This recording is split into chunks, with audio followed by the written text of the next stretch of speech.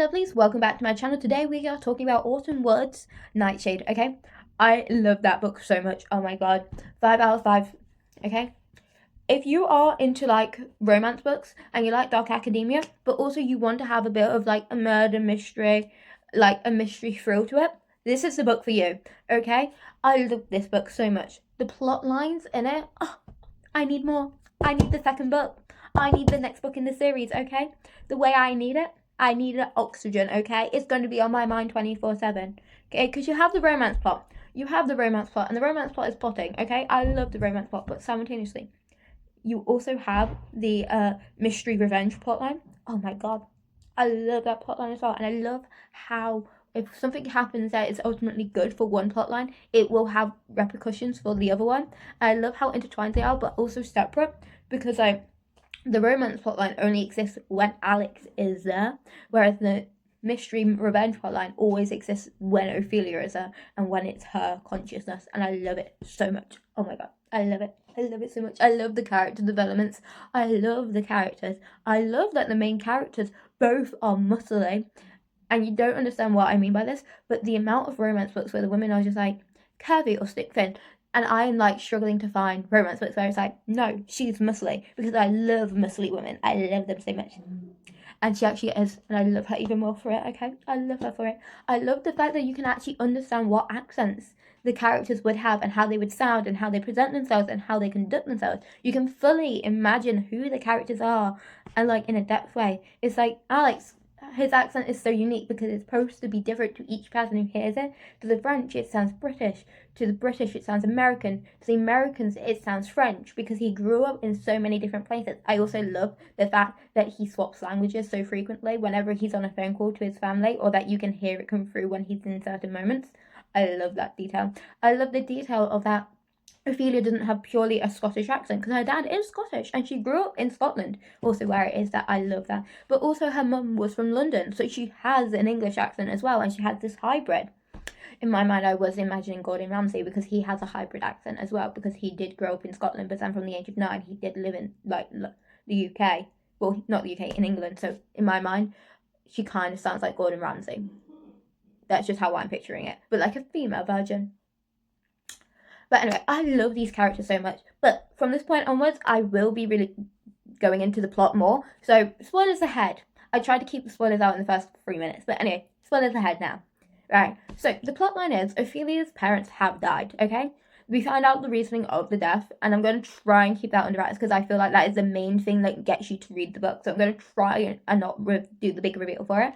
But like, the whole reason that she ends up going to this university is that she wants to work out what happened to her parents. She wants to work out why they died, how this happened, and how no one is talking about it, because they died in a helicopter crash at university. This would have been all over the news, but it was buried, and like everything. So she wants answers, okay? She wants revenge on the people she knows who she believes has committed the murder as well. Okay, and then we have Alex. Alex is the son of the person she believes killed her family, okay? He is the son, and she hates him. She's like, they first meet and they don't know who each other are, but then when she works out who he is, she's like, I hate you, but I can't stay away from you. And it's like this whole thing. It's like, I can't be with you. And he's just like, I really like you. We should hang out more often. And she's like, no, I can't be around you because I feel things for you, but I can't feel things for you because I hate your family so goddamn much. Okay, and I love the character development and her getting to know Alex and then realizing, oh, he's been treated as poorly as I have by his father. He hates his father more than I can hate him, and like there's a distinctive, like, very complicated dynamic between them and between their family relationships. Alex is just head over heels for this woman. Okay, he's just like, I love her so much. I'm going to pull up the quotes right now. Okay, most of them are from Alex. Some are from Ophelia, but most are from Alex, okay? And I love this so much. One of the also key plot lines we get is a stalker, okay? Ophelia has a stalker. The stalker has tried to kill her twice, killed her roommate, drugged her, okay? Broke into her room, put pictures of her mum all over the room. In like not in compromising predictions, okay? This stalker is batshit insane. And when the stalker was revealed, the way I gasped, I literally, when I was reading it, I, like, it takes a lot to get me to gasp, okay? Like, I was sat there, like, zoned in on it, and I literally was like, oh, because we find out through the smell, okay? The only way she works it out is the stalker leaves a very distinctive smell behind from that aftershave, okay? Just, I loved it so much, and I think this is going to actually encourage me to read more murder mystery plots like this that have a twinge of romance in it, because it was so much more enticing than a regular romance. Also, this book like barely had anything in it in like smut related content, because I know some people are wary of that when they're reading books like this. When I say nothing actually probably happened until like 70% into the book, and like we don't actually get that many scenes. They try to limit it as much as possible because it's not the key part of the book, and I really appreciate that, because some books it feels like it's some books that have similar tropes and niches to this, like the hate to love ones. They rush into them actually getting a physical relationship way too fast, in my personal opinion. And I like the slow build to it and the slow build of their trust, especially on Ophelia's side, until she feels like she can trust this man with her secrets, with who she is. And I love it so much. I love the character development, and the way their characters develop, though, has very, very important impacts on how the plot goes. Like, as Ophelia gets to know Alex and care for Alex and finds out about his family situation and, like, what situation they are, it changes what her revenge plan is. It changes what goals she went to uni for. And I don't think it's wrong, because she's like, I can't hurt all these innocent people, because these innocent people have been hurt by the man who hurt me, and it would not be fair to them. And I'm just like, the book does end on a cliffhanger, but at the end it was like, it should be released soon. I need it to be released now, please. Autumnwood, if you are watching this, please release the book, please. I need it. I love it so much. I don't know why, but it is such a good book. And I know why. It's because it's well written and I really enjoyed reading it, but such a good book. I love the characters. I love the dark academia in it. I love the characters in it. I love I also love the rugby plot in it. As someone who is a rugby fan, as someone who used to be a season ticket holder when I lived back home for the Leicester Tigers, I really appreciate that Alex is a rugby player way more than I should. I just love it, because I'm just like, yeah, no, this tracks. And it's just like, but I will say the author does have a thing about thighs, and I fully appreciate and understand. And it's not just for the men, it's for the men and the women. And I respect it so much. I love it so much. I can't get over how much I enjoyed this book. I read it in 2 days, and I just couldn't put it down. I was supposed to be doing uni work. I'd write a chapter, and then I'd stop and then pick up the book.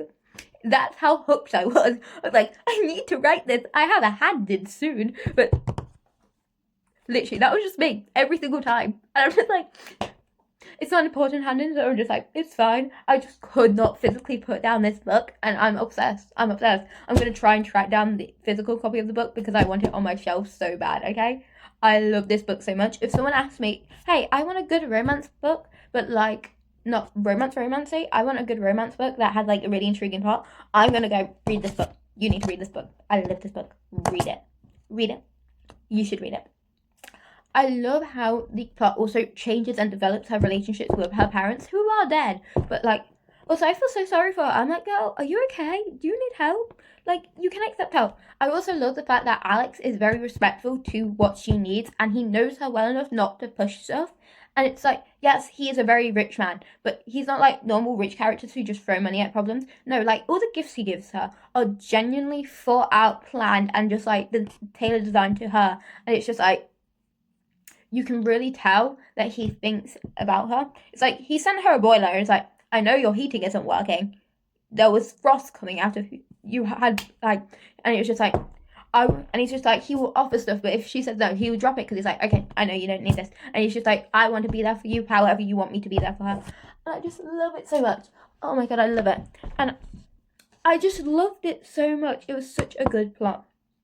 Ophelia did get through the wringer though in this. Just that girl was not safe at any moment in time. She needed an army of people behind them, but it's fine, because one of her friends at the uni is part of the mafia, so it's fine. Yeah, you can really tell the dark academia comes through with her, because Alex's best mate is a mafia man, and he's just I just get his guys to clean it up, and she's just what? Yeah, so you know how he's in the mafia, and then and I'm just You know what? I love this because it's just like if they need something to happen off screen, like a cleanup or something to be sorted for her, like e.g. when the guy broke into her room and they needed to make it safe and get everything sorted, or like when other things went down, he's just like, oh, we'll just get his men on it. And I love it. I love it because it's not an overuse of the mafia trope. It's just like, oh, and there's a mafia guy here. And I love it so much. But honestly, one of my favourite books this year, I think. I do have a couple of books that are locked down that are going to be in my top 10 this year. And I do think this book is going to be a very strong contender for when I'm deciding. But like some of the books that are in there is like my Vampire Plus one of my Monica Murphy books. I haven't decided which is my favourite, but I know she will be in the top 10. Probably at least one Ali Hazelwood book. And now this one, most likely. But yeah, would recommend. 5 stars out of 5 stars. You should read this book.